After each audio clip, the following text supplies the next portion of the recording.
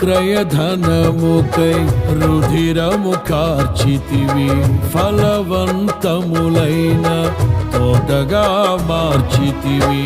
ఫలితము కొరకైన శోధన కలిగినను ప్రతిఫలముగా నాకు ఘనతను నియమించి, ఆశ్చర్యకరమైన ఆదరణ కలిగిల్చి, అన్ని వేళలయందు ఆశ్రయమైనావు.